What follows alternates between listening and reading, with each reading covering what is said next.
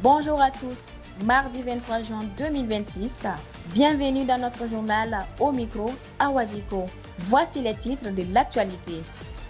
Au Royaume-Uni, le Premier ministre Keir Starmer annonce sa démission sous la pression de son propre camp.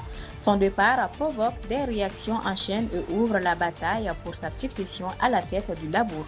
Namadjara nous fera le point dans ce journal. Aux États-Unis, des progrès dans les négociations font reculer les prix du pétrole. Dans le même temps, l'administration Trump durcit encore sa politique migratoire, suscitant l'inquiétude des organisations de défense des droits des communautés immigrées. Au Mali, le blocage routier à Koro paralyse les échanges avec le Burkina Faso et fragilise la vie économique locale. Tidjane Ouedraogo nous fera le point dans ce journal. Au Sénégal, Ousmane Sonko préside sa première séance plénière et clarifie les contours de la réforme constitutionnelle.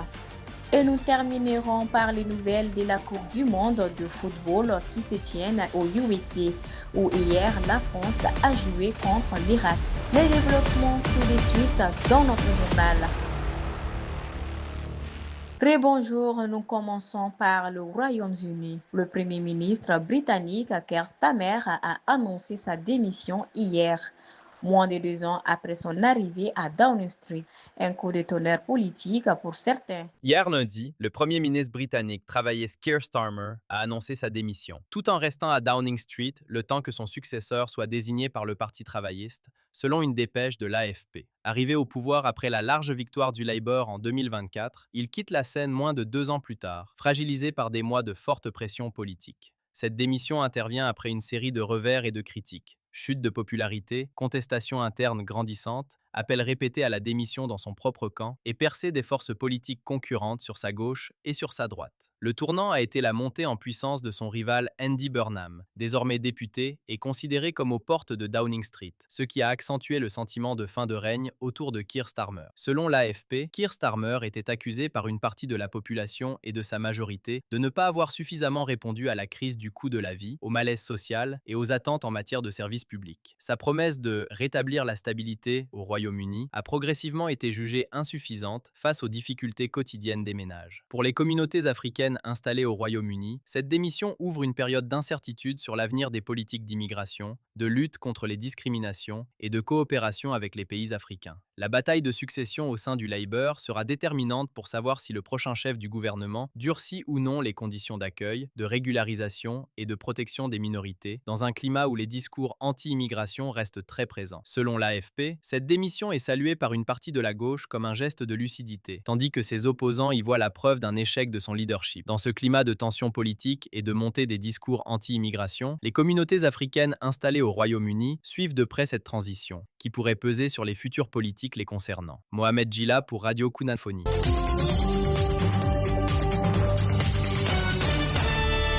Car sur les États-Unis, l'administration Trump serre encore la vie sur l'immigration avec des restrictions de visa et plus d'expulsions. Qu'est-ce que cela change pour les immigrants, notamment africains? Sanata Koulibaly nous donne des détails. Aux États-Unis, l'administration Trump poursuit le durcissement de sa politique migratoire avec une série de mesures visant à réduire l'arrivée de nouveaux migrants et à renforcer les expulsions. Plusieurs décrets et décisions du département d'État et de la sécurité intérieure ont déjà entraîné une baisse historique de la population immigrée et une multiplication des détentions et renvois. Dans ce contexte, Washington a aussi suspendu ou gelé la délivrance de certains visas pour des dizaines de pays jugés à risque, imposant à de nombreux demandeurs de se rendre dans les ambassades régionaux pour poursuivre leurs démarches. Des organisations de défense des droits des migrants dénoncent une machine à expulser et alertent sur l'impact de ces politiques sur les familles, les réfugiés et les diasporas, y compris africaines. Sur le plan judiciaire, plusieurs tribunaux fédéraux ont commencé à retoquer certaines mesures, notamment celles prises à la suite d'une fusillade à Washington utilisée pour justifier un nouveau tour de vis migratoire. Mais la Maison-Blanche maintient sa ligne, affirmant vouloir reprendre le contrôle des frontières et limiter drastiquement l'immigration en provenance de régions jugées instables. Nous restons toujours aux États-Unis. Les prix du pétrole ont baissé ce lundi après des progrès annoncés dans les discussions entre les États-Unis et l'Iran vers une possibilité d'escalade au Liban. Les tensions internationales montrent des signes d'apaisement. Selon plusieurs sources diplomatiques, des avancées significatives ont été enregistrées dans les négociations en cours autour de l'approvisionnement énergétique mondial. Un signal immédiatement perçu sur les marchés, les prix du pétrole amorcent un recul. Cette baisse s'explique par l'espoir d'un accord susceptible de stabiliser l'offre dans un contexte marqué ces dernières semaines par de fortes incertitudes. Des progrès auraient été réalisés sur plusieurs points sensibles, même si aucun accord officiel n'a encore été conclu. Les observateurs restent donc prudents face à une situation géopolitique qui demeure fragile. Témoignage de Malik Traoré, résident dans le Maryland, aux États-Unis. Sur le terrain, on sent qu'il y a une volonté de calmer le jeu, parce que leur quotidien dépend directement de ces décisions. Et ici, aux États-Unis, on voit aussi l'impact sur le coût de la vie. Mais il ne faut pas se tromper. Tant que les accords ne sont pas signés et respectés, la stabilité reste fragile. Aux États-Unis, un autre front suscite de vives inquiétudes. L'administration Trump renforce sa politique migratoire avec de nouvelles mesures restrictives actuellement à l'étude et pour certaines déjà appliquées. Plusieurs organisations de défense des droits humains dénoncent un durcissement du climat à l'égard des migrants et des demandeurs d'asile. Elles alertent sur des conséquences directes pour les communautés immigrées, notamment en matière d'accès aux droits et de sécurité juridique. Sur le terrain, ces décisions commencent déjà à se faire sentir. Beaucoup de familles vivent dans l'angoisse. On sent un changement de ton, une pression plus forte. Pour les Africains et les autres communautés immigrées, cela crée un climat d'incertitude permanente. On parle de stabilité économique à l'international, mais sur le plan humain, ici même aux États-Unis, la situation devient plus compliquée. Entre espoir de stabilisation sur le plan économique mondial et durcissement des politiques migratoires aux États-Unis, l'actualité internationale reste marquée par de forts contrastes. Les prochaines semaines seront décisives, aussi bien pour l'évolution des négociations que pour l'impact concret de ces politiques sur les populations concernées. Marianne Charles pour Radio Kunafoni. C'est la fin de la première partie de notre bulletin d'information. Nous vous retrouvons juste après la promo. Restez connectés. Bienvenue sur Radio Kunafoni, la voix de l'info, la pulse des actus. Écoutez les nouvelles, le monde à portée, chaque heure, chaque jour. Des nouvelles qui bougent, des récits qui inspirent. Sur Radio Kunafoni, l'actualité prend vie. Culture, sport et société. Chaque jour, chaque seconde, on vous informe. Radio Kunafoni, la voix de l'info, connectée à l'infini. Écoutez, réagissez, partagez vos idées. Avec nous, votre monde s'éveille. Radio Kunafoni, ensemble, on avance. Pour une actualité riche, vibrante et en cadence. Sur les ondes, entrez dans l'action. C'est l'heure de l'info, c'est Radio Kunafoni.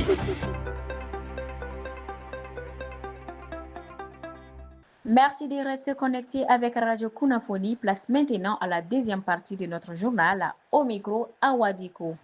Au Sénégal, l'ancien Premier ministre Ousmane Sonko a tenu sa première séance plénière en tant que président de l'Assemblée nationale le lundi 22 juin 2026. Il a tenu à clarifier la procédure engagée concernant le projet de loi de révision constitutionnelle, compte tenu des questions soulevées par cette initiative parlementaire. Écoutons ses propos.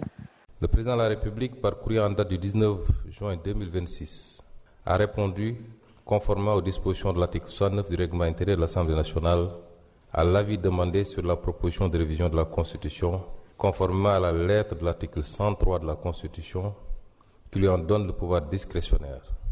J'en ai immédiatement fait communication aux auteurs de la proposition.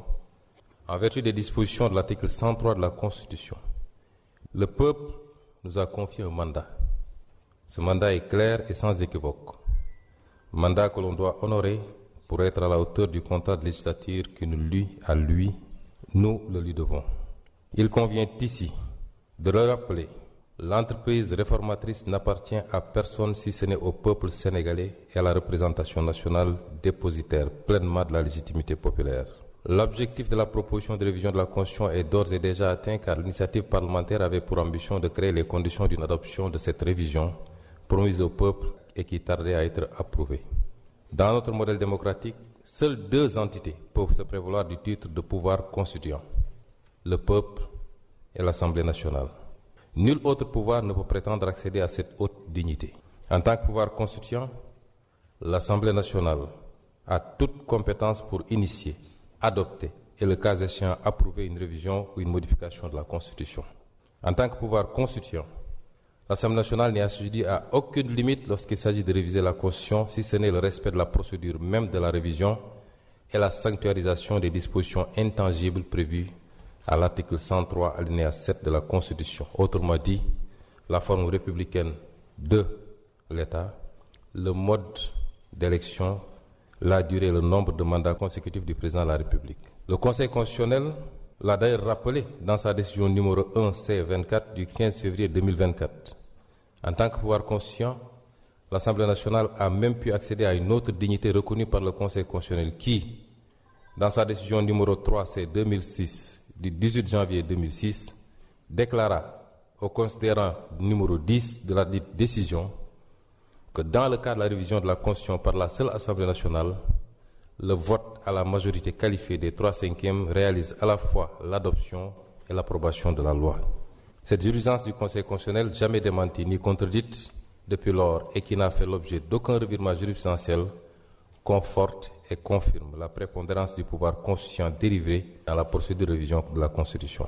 C'était Ousmane Sonko, président de l'Assemblée nationale du Sénégal, au micro de Namadjara, notre correspondant à Dakar.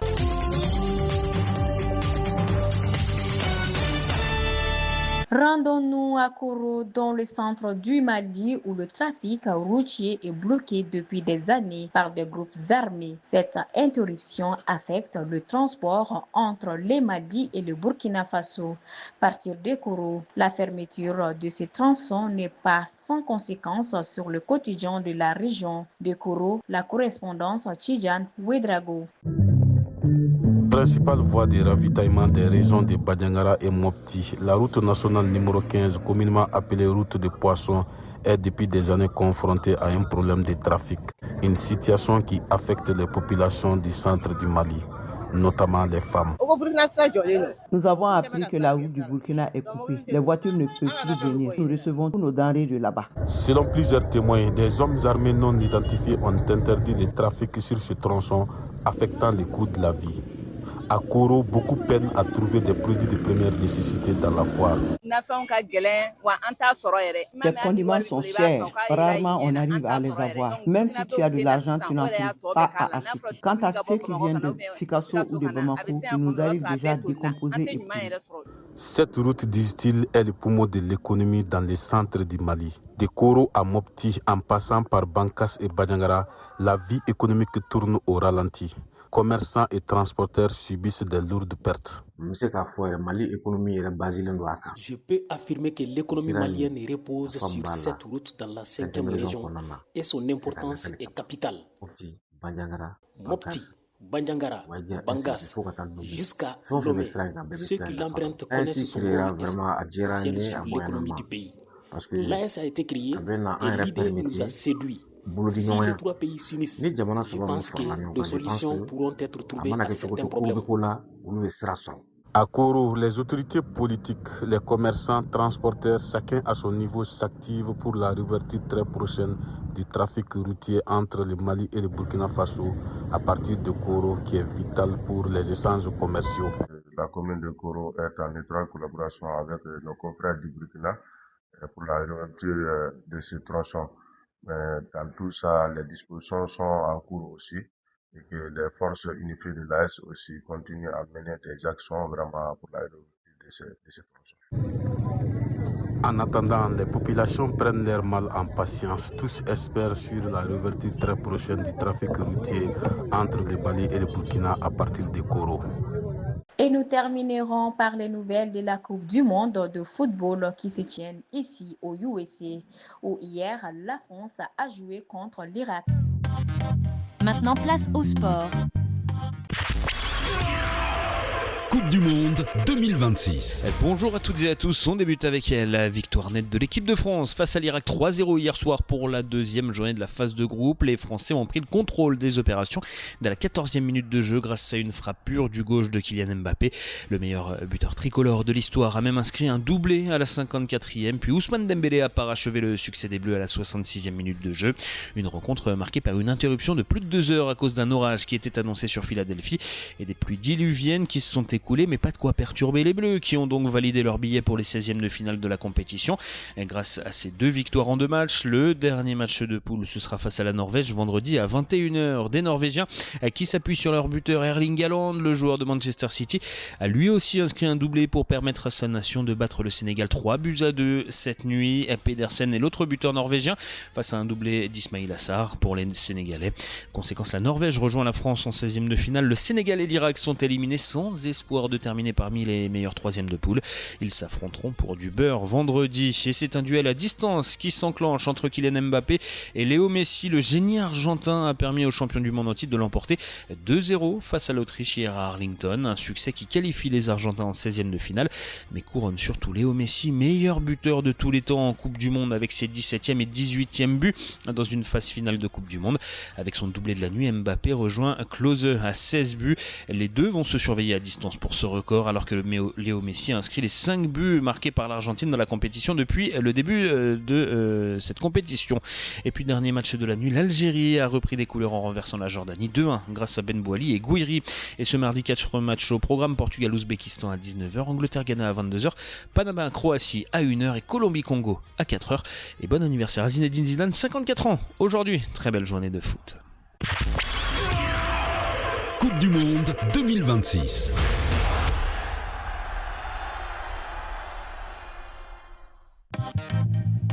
C'était la page sport. C'est la fin de ce bulletin d'information. Production Nietawo Kadiatou, au micro Awadiko. Vous trouverez la copie de nos programmes sur notre website radiokunafoni.org.